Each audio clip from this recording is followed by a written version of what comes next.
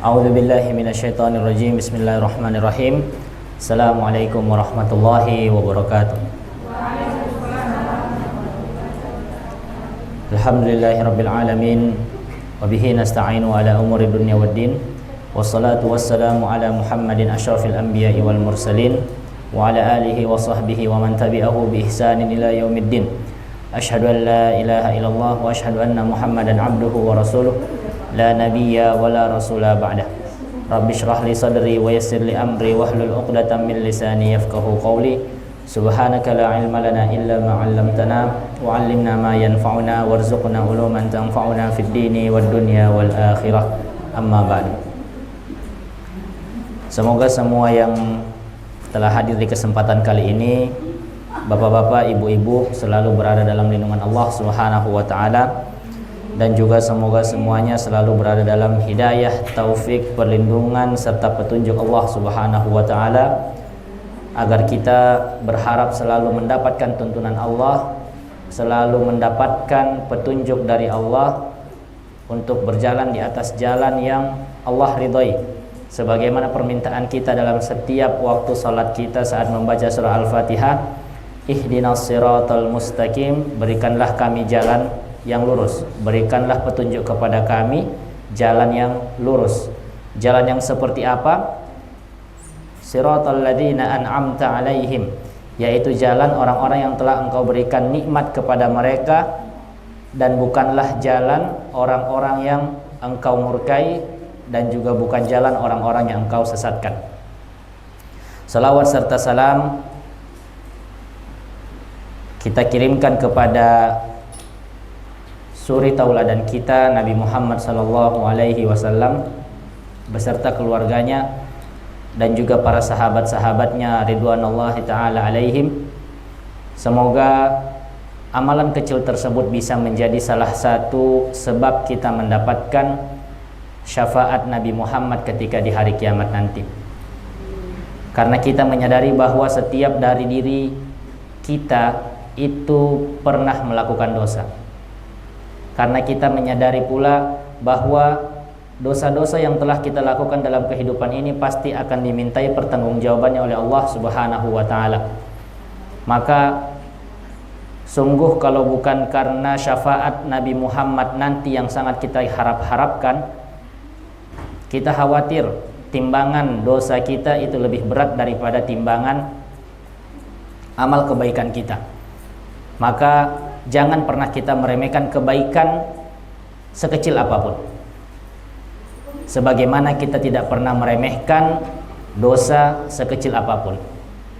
Salawat mungkin nampak remeh di mata kita, mungkin tampak terasa ringan di lisan kita, tetapi yakinlah bahwa salawat tersebut nanti yang juga akan bisa menjadi sebab kita mendapatkan syafaat Rasulullah SAW ketika di hari kiamat nanti.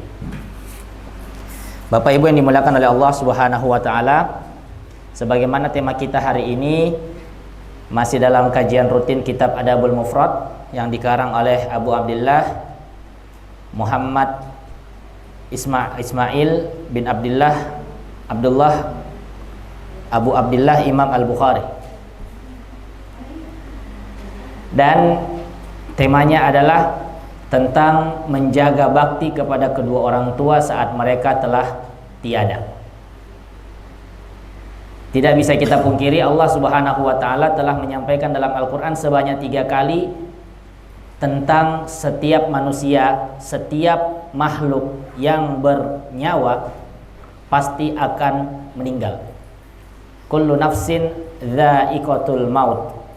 Setiap makhluk yang bernyawa itu pasti akan kembali kepada Allah, akan merasakan kematian. Dan kematian ini adalah hal yang bisa memutus kenikmatan seseorang ketika dia di dunia. Tidak ada suatu hal yang bisa memutus kenikmatan seseorang lebih cepat dan lebih sakit dibandingkan dari kematian. Oleh karena itu Nabi SAW bersabda, dari hadis yang diriwayatkan oleh Imam Muslim dari sahabat Nabi Abu Hurairah radhiyallahu taala anhu, "Idza matal insanu inqata'a anhu amaluhu illa min thalathatin."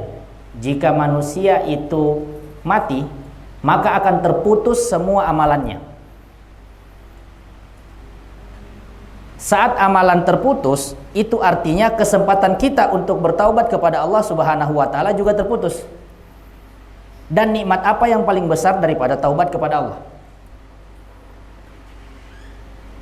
Saat umur itu terputus, diputuskan oleh kematian, berarti saat itu juga semua amalan yang pernah kita lakukan sudah tutup buku. Dikembalikan kepada Allah Subhanahu wa taala dan akan dipertanggungjawabkan masing-masing oleh pemiliknya. Pemilik buku amalan tersebut. Kecuali 3 perkara, kata Nabi, yang mana amalan 3 ini saat kita mati masih akan tetap terus mengalir kepada pemilik buku itu. Yang pertama adalah ilmu yang bermanfaat. Kemudian bagaimana cara kita mengetahui bahwa ilmu yang kita pelajari itu bermanfaat? Ada 2. Pertama, kita amalkan. Yang kedua, kita ajarkan. Kata Nabi, khairun nasi anfa'uhum linnas. Sebaik-baik manusia adalah yang bisa memberikan manfaat bagi orang lain. Dengan mengajarkan ilmu yang kita ketahui kepada orang lain, harapan kita itu bisa mendatangkan kebermanfaatan buat dirinya dan juga buat diri kita. Semoga ilmu tersebut bisa menjadi tabungan jariah kita. Dalam sabda Nabi yang lain, beliau mengatakan, khairukum man ta'allamal qur'ana wa 'allamahu. Sebaik-baik kalian dari umatku, kata Nabi, yang mengajarkan Al-Qur'an, belajar Al-Quran dan juga mengajarkannya. Maka jangan pernah dianggap remeh, Bu. Misal ada teman ibu mau ujian kenaikan tingkat, kemudian datang bertanya kepada ibu, ini apa bacanya Karena ibu khawatir nanti kalau yang diajar ini jangan-jangan nilainya nanti lebih tinggi daripada yang mengajar, ibu tidak mau kasih tahu.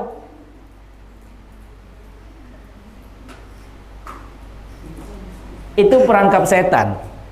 Aduh, jangan-jangan nanti kalau saya ajar nilainya lebih tinggi daripada saya. Karena sering kejadiannya seperti itu. Orang yang diajar sebelum ujian, ketika pengumuman nilainya lebih tinggi daripada yang mengajar. Harusnya kita bangga. Kenapa? Berarti ilmu yang saya tahu, yang saya ajarkan ke dia, itu betul-betul dia paham. Sehingga dia bisa jawab dengan baik dan dibuktikan dengan nilai yang tinggi. Bukan malah kita jadi setelahnya kecewa. Bukan malah kita jadi setelahnya, aduh, kenapa dia lagi yang lebih tinggi nilai daripada saya. Itu mindset yang terbalik dan logika yang salah. Mungkin hal yang nampak kecil seperti itu dari mengajarkan teman kita mengaji, tetapi saat kita betul-betul ikhlas karena Allah Subhanahu wa taala dalam mengajarkannya, kemudian dari situ dia terus memakai ilmu yang kita ajarkan tersebut setiap kali dia mengaji, itulah yang nanti akan menjadi ilmu jariah bagi si pemilik pertamanya. Dan setiap kali ilmu tersebut diamalkan oleh orang yang telah diajarkan, maka setiap kali itu pula pahalanya akan mengalir kepada yang mengajarkan. Jadi apa tadi? Amalan pertama yang pahalanya tidak akan pernah terhenti ketika kita sudah meninggal, ilmu yang bermanfaat. Bagaimana cara kita tahu ilmu yang kita telah dapatkan itu bermanfaat? Diamalkan dan diajarkan. Kemudian yang kedua adalah sedekah jariah. Sedekah yang tidak pernah putus. Contohnya seperti sedekah sumur bor untuk pengadaan air wudhu masjid. Setiap tetes air yang keluar dari hasil sedekah seseorang atau hasil sedekah kita kepada masjid atau instansi tersebut, maka sebanyak itu pula pahala akan terus dikirimkan masuk ke rekening kita.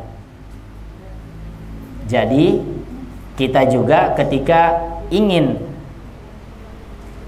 bersedekah, kalau saran kami pribadi, dilihat-lihat mana amalan yang bisa memiliki kelipatan berkali-kali lipat ketika saya bersedekah di situ.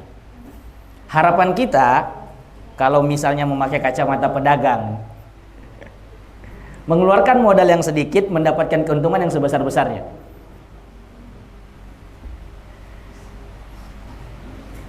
Maka semakin kita jeli, semakin kita ikhlas dalam beramal, maka semoga dengan itu semakin besar juga pahala yang akan Allah berikan kepada kita atas sedekah jariah kita.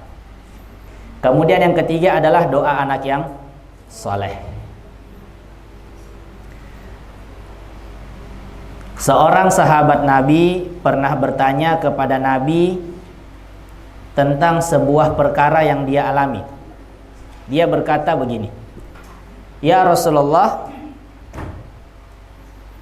hal baqiya min birrin abawaya syai'un ba'da mautihima abarruhuma?"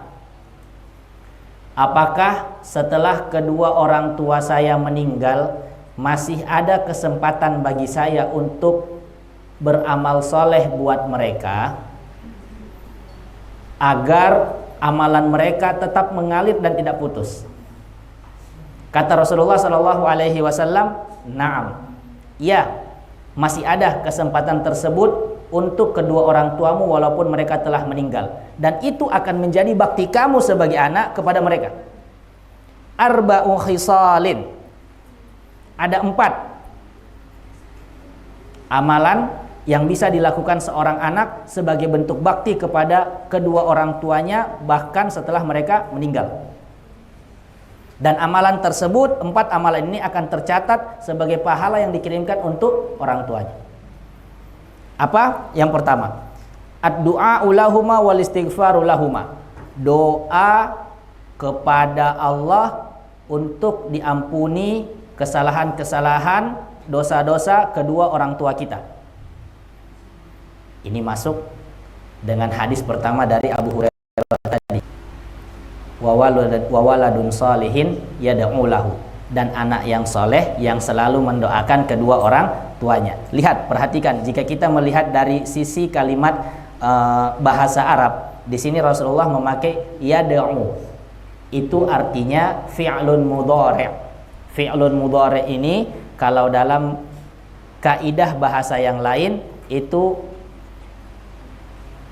pekerjaan yang dilakukan saat ini, bukan yang telah lampau. Berarti pekerjaan tersebut akan dilakukan terus-menerus.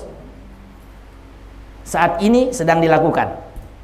Anak yang soleh yang sedang mendoakan kedua orang tuanya. Maka amalan tadi yang pertama sebagai bakti anak kepada kedua orang tua setelah mereka meninggal adalah mendoakannya. Mendoakan kedua orang tuanya.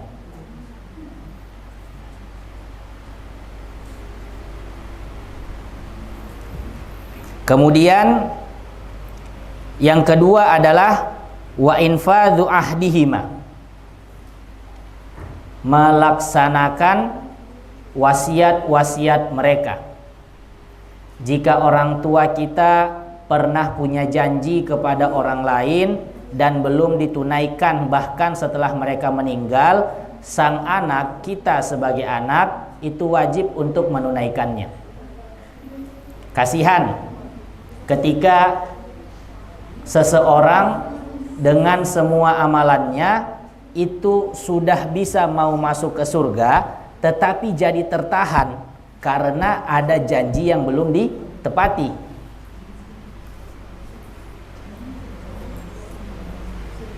Semoga dengan ini kita bisa jadi lebih berhati-hati ketika akan berjanji kepada seseorang, agar kita tidak bermudah-mudahan saat berjanji kepada seseorang. Harus kita timbang-timbang dulu sebelum mengeluarkan ucapan janji kepada orang lain, bisa ndak saya tepati? Karena kalau tidak ditepati jatuhnya hutang, dan hutang tidak akan bisa terlunas, dan hutang itu tidak akan bisa hilang kewajibannya sampai itu dilunasi. Dan hutang jugalah ketika itu belum dilunasi akan terus dipertanggungjawabkan, akan dimintai pertanggungjawabannya, bahkan sampai seseorang itu meninggal. Maka sebagai bentuk bakti seorang anak kepada kedua orang tuanya yang telah meninggal, yaitu tunaikan wasiat-wasiat mereka. Jika orang tua memiliki janji dengan orang lain, memiliki janji dengan kerabat, memiliki janji dengan saudara-saudaranya yang belum sempat dia tunaikan bahkan setelah dia meninggal, anak harus menunaikan itu. Agar orang tua yang telah meninggal itu tidak lagi dimintai kewajiban oleh Allah Subhanahu wa taala dalam janji tersebut. Jadi yang nomor 2 apa? Menunaikan wasiat-wasiat kedua orang tua. Kemudian yang ketiga, ikramu sadiqihima, memuliakan sahabat-sahabat mereka. Sahabat-sahabat orang tua yang semasa hidupnya itu kita ketahui selalu memiliki hubungan baik dengan kedua orang tua kita, tidak boleh kita putuskan kebaikan tersebut, hubungan baik tersebut saat orang tua sudah tidak ada.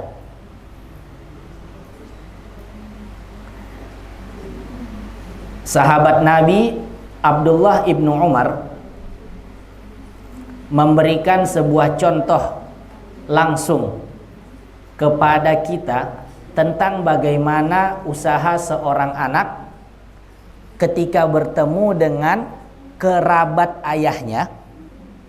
Kan Abdullah bin Umar ini adalah anak dari Umar bin Khattab. Kemudian suatu ketika ia bertemu dengan kerabat anak keturunan dari sahabat ayahnya. Dari sahabat ayahnya Umar bin Khattab. Maka ketika bertemu, Abdullah bin Umar mengatakan, bukankah kamu anaknya Fulan? Ibnu Umar mengingat kerabat ayahnya tersebut, sahabat ayahnya tersebut. Padahal ini orang Arab Badui, yang kalau dikatakan orang Arab Badui dalam konteks hadis, berarti mereka itu tidak tinggal di Mekah, tidak juga tinggal di Madinah, jauh di pinggiran sana, di pinggiran kota Mekah dan juga dan jauh dari pinggiran kota Madinah. Datang ke Madinah, Ibnu Umar lihat dan dia ingat ayahnya si anak ini dulu sahabat baiknya Umar, ayah saya. Maka Ibnu Umar datang mendekati sambil memastikan, beliau menaiki kendaraannya sambil memastikan, bukankah kamu anaknya Fulan? Dijawab sama orang Badui itu, Arab Badui itu, iya, saya anaknya Fulan. Apa yang dilakukan Ibnu Umar? Dia turun dari kendaraannya, dia peluk, kemudian dia berikan surbannya yang sedang dia pakai saat itu, imamah. Dan di masa tersebut, bahkan sampai sekarang dalam adat orang Arab, ketika seseorang memberikan imamahnya, sesuatu yang dia pakai setiap hari kepada orang lain, itu berarti sebuah pemberian yang besar, pemberian yang berharga. Orang-orang lain yang ada bersama Ibnu Umar terheran-heran. Orang Arab Badui, orang dari kampung, tidak dikenal ini siapa. Kok tiba-tiba Ibnu Umar, sekelas Ibnu Umar, ulama besarnya Madinah saat itu. Ya kalau mungkin kita saat ini lihatnya seperti para ustadz-ustadz terkenal di Indonesia, atau mungkin para kiai-kiai yang ada di Sulawesi Tengah, para habaib, turun tiba-tiba salami orang yang, ini siapa? Kita tidak tahu ini orang dari kampung siapa. Tapi akhlaknya para guru-guru tersebut seperti memuliakan sekali. Bahkan sampai surbannya yang dia sedang dipakai oleh Ibnu Umar dikasihkan. Kemudian setelah perbincangan yang hangat tersebut, setelah pemberian hadiah dari Ibnu Umar, dan ini sabda Nabi Shallallahu Alaihi Wasallam dalam hadis riwayat Bukhari, salah satu cara untuk menumbuhkan rasa cinta kepada sesama saudara atau sesama pasangan itu bagaimana? Bu, oh ibu, cara yang diajarkan Rasulullah untuk bisa menjaga perasaan cinta antara satu dengan yang lainnya itu bagaimana?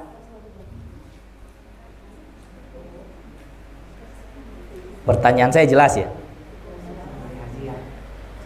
Saling memberi hadiah, Masya Allah. Saling memberi hadiah. Jadi bu, habis ini minta ke suaminya bilang saling memberi hadiah supaya silaturahmi tidak terputus. Bukan pinjam 100, minta hadiah. Ibnu Umar mempraktekkan itu. Salah satu kelebihan di antara generasi sahabat dengan generasi kita adalah ketika mereka mengetahui sebuah dalil dari Al-Quran ataupun Sunnah, mereka pasti mempraktekannya. Dan karena itulah Allah memuliakan mereka. Maka ketika itu Ibnu Umar langsung memberikan hadiah, perbincangan hangat, selesai. Kemudian orang-orang di sekitarnya baru mulai bertanya. Setelah selesai, baru mulai bertanya kepada Ibnu Umar, bukankah cukup saja kalau misalnya orang Arab Badu itu dikasih 1 atau 2 dirham?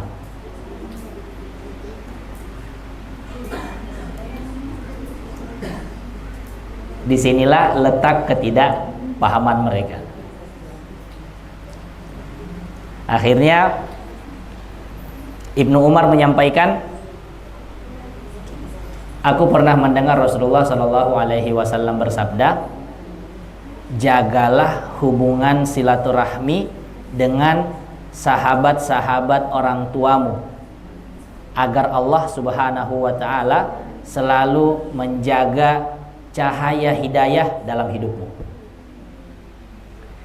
Jadi amalan yang ketiga yang bisa dilakukan seorang anak sebagai bentuk bakti kepada kedua orang tuanya adalah menjaga silaturahmi, menjaga hubungan baik dengan sahabat-sahabat kedua orang tuanya. Bisa kita bayangkan jika setiap muslim itu bisa melaksanakan perintah tersebut dengan baik.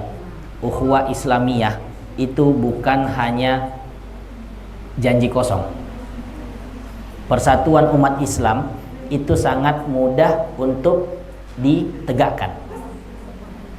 Bayangkan orang tua kita punya sahabat 5. Setelah orang tua meninggal, kelima sahabat tersebut juga meninggal, tapi mereka masih memiliki anak keturunan. Dan kita ingat siapa semua sahabat-sahabat tersebut, kita tahu di mana mereka tinggal. Kemudian setelah beberapa tahun orang tua meninggal, kita datangi mereka, kita sampaikan bagaimana maksud dan tujuan kita kepada mereka, bahwasanya ingin menyambung tali silaturahmi, dan itu terus diwariskan sampai ke anak cucu kita melakukan kebaikan tersebut. Akan menumbuhkan rasa persaudaraan yang kuat, akan menumbuhkan rasa cinta yang kuat, akan menumbuhkan rasa ukhuwah yang kuat. Bahkan walau tidak ada ikatan darah. Betul? Jadi sudah 3 tadi amalan yang bisa dilakukan oleh seorang anak sebagai bentuk menjaga bakti kepada kedua orang tuanya yang telah meninggal. Yang pertama, mendoakan mereka. Yang kedua, menunaikan janji dan wasiat mereka. Yang ketiga, memuliakan sahabat mereka setelah mereka meninggal. Kemudian yang keempat, ini hampir sama dengan yang ketiga, yaitu menyambung silaturahim dengan orang-orang yang tidak kita kenal kecuali lewat perantara kedua orang tua kita.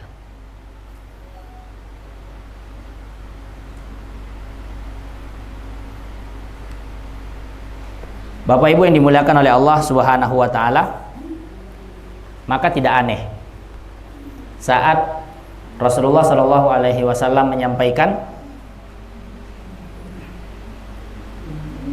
dari sahabat Nabi Abu Hurairah.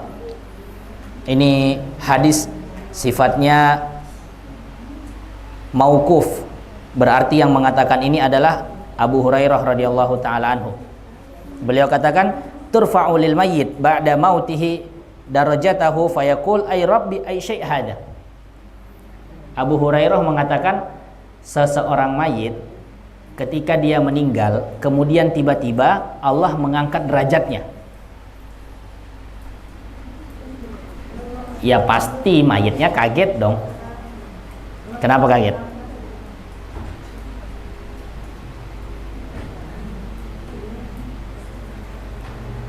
Karena harusnya derajat yang sudah ia terima saat itu ya sudah paten. Amalan dia kan tidak bisa bertambah lagi. Di hadis pertama tadi, idza matal insanu inqata'a anhu amaluhu illa min thalatha. Kalau manusia sudah meninggal, maka amal ibadahnya pasti terputus. Lah, ini si mayit tiba-tiba derajatnya diangkat sama Allah. Kagetlah. Apa ini ya Allah? Kok saya derajatnya diangkat? Kemudian Allah Subhanahu wa taala berkata, "Dzalika istighfaru ibnika laka." Derajatmu ini aku angkat karena sebab doa anakmu kepadamu. Tidak aneh bahwa Allah Subhanahu wa taala Maha Kuasa atas segala sesuatu. Maka ketika Allah berkehendak untuk mengangkat derajat orang tua kita setelah mereka meninggal karena amal yang kita lakukan atas nama mereka, itu sangat mudah. Sangat mudah bagi Allah.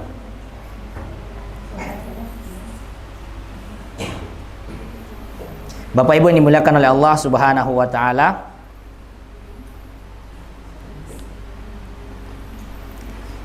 selanjutnya kita membahas tentang kasih sayang antara setiap umat Islam. Ada satu surat di Al-Quran yang pokok pembahasannya itu membahas tentang keadilan serta kasih sayang. Entah itu dari Allah Subhanahu wa ta'ala kepada hambanya, atau perintah Allah kepada setiap hambanya untuk berlaku saling menyayangi, saling mengasihi satu sama lain. Surat apa itu?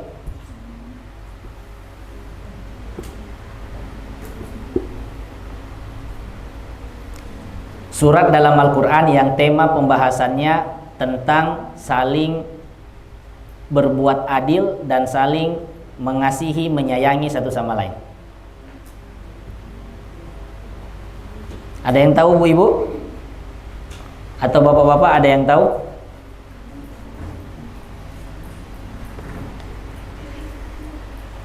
Tidak ada yang tahu? Tema besar tentang keadilan dan juga kasih sayang itu ada di Quran surah An-Nisa.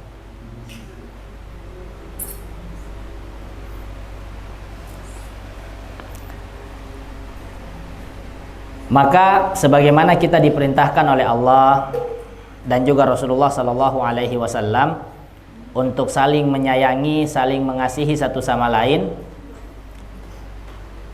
yang harus kita ketahui juga bahwasanya rasa cinta, rasa saling menyayangi satu sama lain itu jangan sampai hanya berhenti di antara diri kita dan orang yang kita cintai.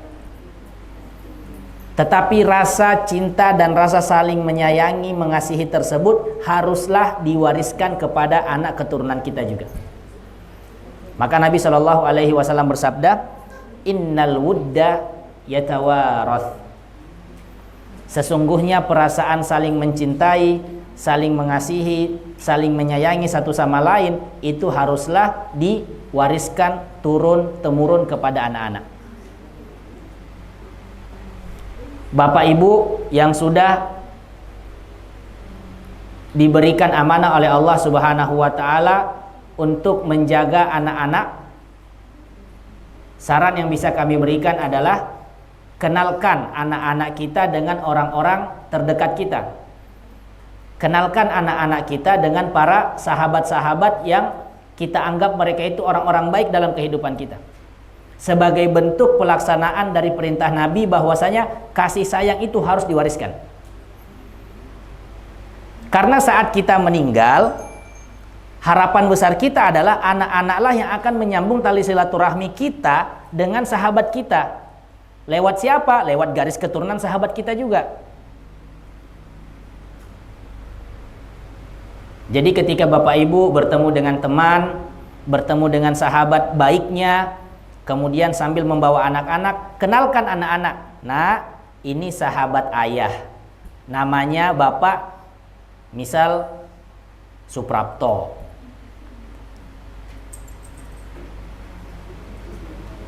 Dulu ayah itu bisa dengan dia karena begini-begini cerita lah. Ibu-ibu juga begitu. Ketika bertemu silaturahmi dengan sahabatnya, bawa anak-anak, kenalkan siapa sahabat kita. Harapannya apa? Agar rasa cinta, rasa kasih sayang tersebut bisa diwariskan dari generasi ke generasi. Agar anak-anak bisa terus menjaga silaturahminya dengan keluarga sahabat kita. Dan ingat, keutamaannya itu besar.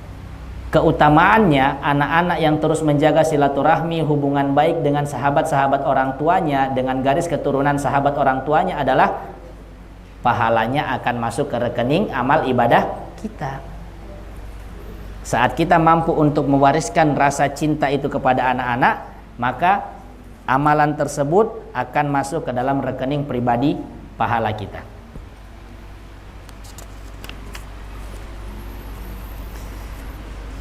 Bapak Ibu yang dimuliakan oleh Allah Subhanahu wa taala, pembahasan yang kita sampaikan tadi itu kaitannya erat dengan saling menjaga silaturahim. Maka Nabi Shallallahu Alaihi Wasallam itu telah juga menyampaikan kepada kita tentang keutamaan silaturahim, keutamaan menjaga silaturahim, dan juga Nabi memperingatkan kepada kita tentang ancaman-ancaman orang yang memutus tali silaturahim.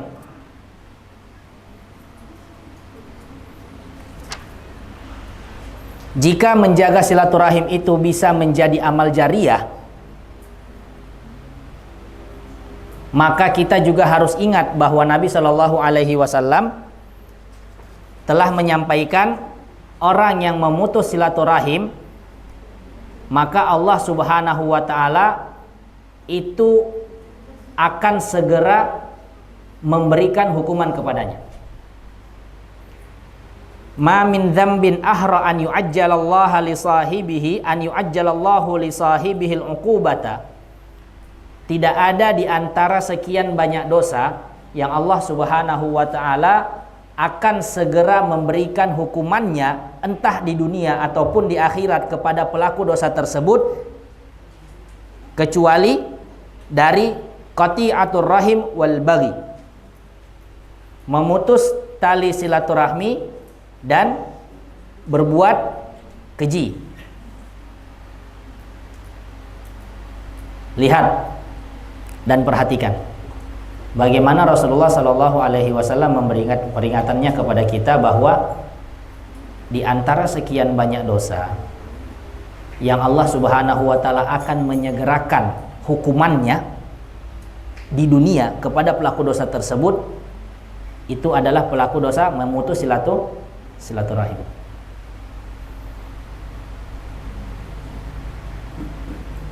Maka tanyakan kepada diri kita pribadi, selama ini apakah saya pernah memutus tali silaturahim dengan saudara-saudara saya? Jangan-jangan kehidupan saya yang selama ini itu kesannya begitu saja, susah terus, rezeki susah, keturunan susah, ibadah pun susah untuk dilakukan. Saat mau melakukan ibadah ada lagi penghalangnya. Bisa jadi itu adalah bentuk hukuman dari Allah Subhanahu wa taala karena mungkin kita pernah memutuskan silaturahim dengan orang lain. Ingat, ma asabaka min hasanatin faminallah. Karunia yang kita dapatkan dalam setiap kehidupan itu dari Allah. Wa ma asabaka min sayyi'atin famin nafsik. Tapi kapan ada kesulitan dalam hidup itu karena ulah kita pribadi. Itu rumus paten dari Allah. Rumus paten dari Allah. Kalau kebaikan itu datangnya dari Allah, kalau ada kejahatan, keburukan, kesulitan hidup yang dirasakan dalam diri kita, itu karena ulah perbuatan kita sendiri. Jadi kalau hidup kita dirasa kok susah-susah terus, kok gini-gini aja, bisa jadi karena ada dosa kita pernah memutus silaturahim kepada orang lain.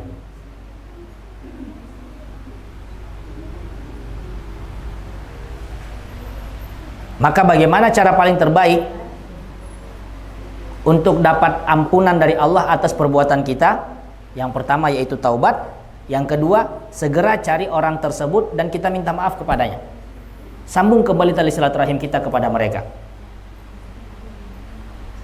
Itulah yang dinamakan dengan menjaga silaturahim.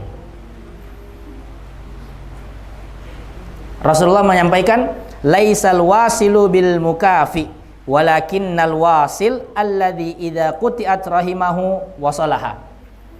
Menjaga silaturahmi itu bukan dengan cara saling membalas kebaikan satu sama lain. Oh, si fulan datang mengunjungi saya, besok saya juga datang kembali mengunjungi dia. Oh, si fulan pernah bantu saya, besok saya bantu dia lagi. Gambaran sebenarnya dari menjaga silaturahim bukan seperti itu. Tetapi gambaran sebenarnya dari menjaga silaturahim adalah saat silaturahim kita terputus dengan orang lain, kitalah yang jadi pertama kali untuk berusaha menyambungnya kembali. Laisal qati'u bil mukafi', laisal wasilu bil mukafi'. Bukanlah dikatakan seseorang yang menjaga silaturahim, kata Rasulullah tadi, yaitu dengan saling membalas kebaikan satu sama lain.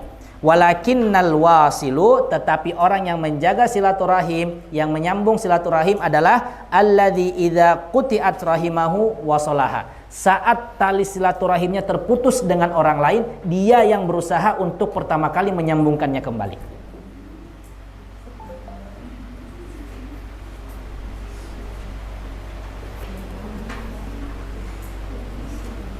Itu baru peringatan pertama. Orang yang memutus tali silaturahim dengan saudaranya, maka Allah akan segera memberikan hukuman di dunia bagi pelaku dosa tersebut. Kemudian perhatikan ancaman yang kedua. Rasulullah Shallallahu Alaihi Wasallam menyampaikan, la yadkhulul jannata qati'ur rahim. Tidak akan masuk surga orang yang memutus tali silaturahmi. Jadi Bapak Ibu yang dimuliakan oleh Allah Subhanahu wa taala, tidak pernah ada untungnya seseorang ketika dia memutus tali silaturahim dengan orang lain. Kenapa? Di dunia dia hidupnya tidak pernah baik. Karena Allah menyegerakan hukumannya ketika di dunia. Ketika di akhirat tidak dapat kesempatan masuk surga.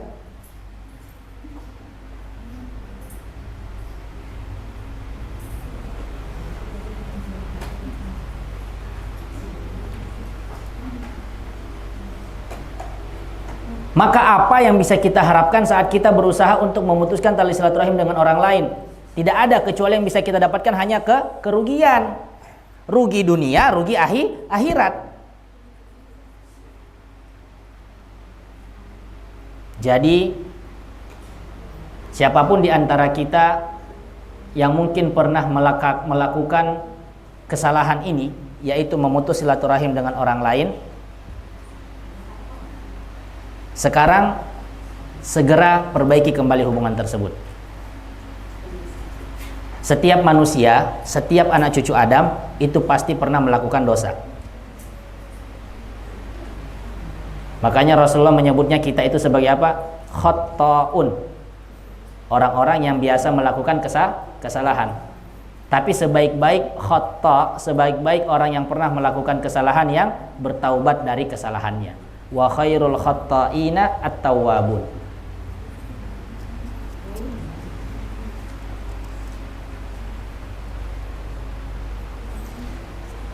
Jadi ancaman-ancaman yang disampaikan oleh Rasulullah SAW kepada pelaku pemutus silaturahim, yang pertama adalah hukumannya di dunia disegerakan. Yang kedua, tidak mendapatkan kesempatan masuk surga. Yang ketiga, lihat dan perhatikan.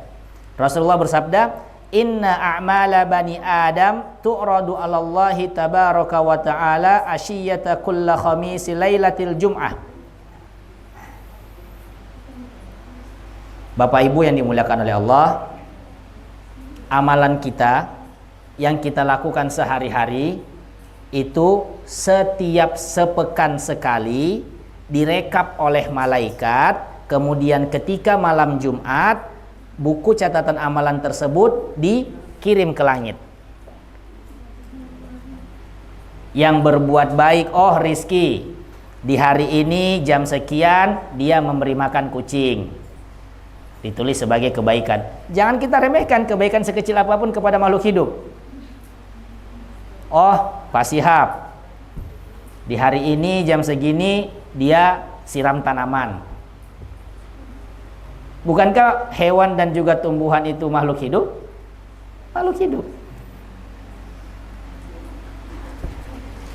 Oh, Abi Reski, di hari sekian, jam sekian dia kasih makan orang puasa.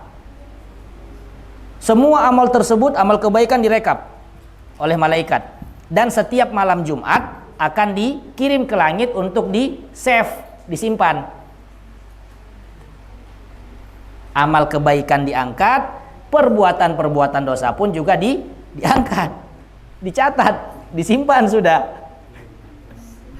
Makanya Rasulullah SAW menganjurkan setiap hari Kamis itu puasa sunnah, supaya ketika amalan buku catatan amalan kita itu diangkat ke langit, kita dalam kondisi sedang berpuasa, sedang beramal soleh. Harapannya amal soleh kita itu lebih banyak dicatat daripada amal dosanya.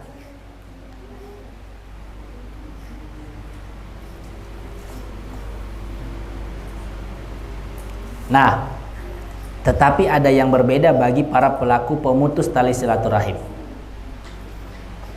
Bahwa pelaku pemutus tali silaturahim, amal kebaikan mereka tidak akan diangkat oleh para malaikat di saat orang lain di malam Jumat, di hari Kamis itu buku catatan amalnya diangkat. Artinya amal kebaikan mereka dibiarkan begitu saja oleh Allah Subhanahu wa ta'ala. Itu sudah peringatan yang ketiga.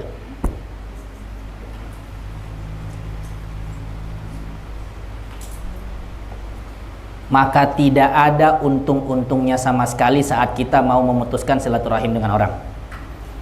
Di dunia susah, di akhirat tidak ada kesempatan masuk surga, catatan amal kebaikan tidak pernah dihitung, tidak pernah diangkat.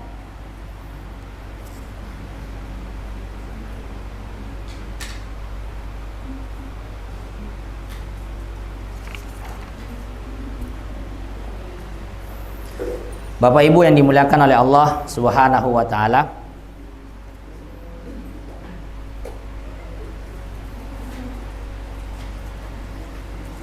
kemudian saya ingin menutup kesempatan kali ini dengan sebuah perkataan dari Rasulullah sallallahu alaihi wasallam tentang janji kebaikan-kebaikan yang Allah berikan kepada siapapun yang berusaha untuk selalu menjaga hubungan silaturahimnya dengan orang lain.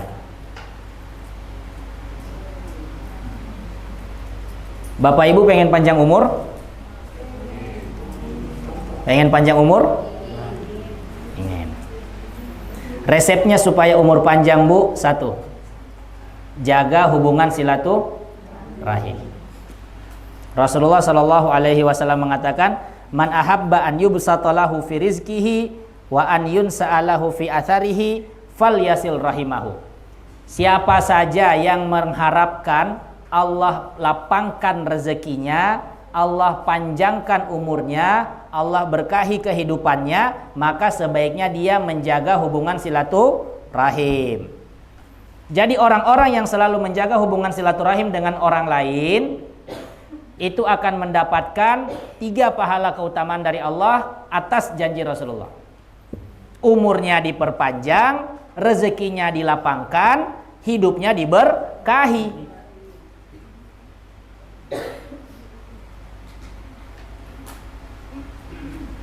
Maka siapapun yang mau rezekinya lebih lapang, hidupnya lebih berkah, umurnya jadi lebih baik dan jadi lebih panjang, jagalah silaturahim dengan saudaranya, dengan sahabatnya, dengan saudara muslimnya yang lain. Semoga amalan tersebut itu bisa menjadi salah satu amal soleh yang diterima oleh Allah Subhanahu wa ta'ala.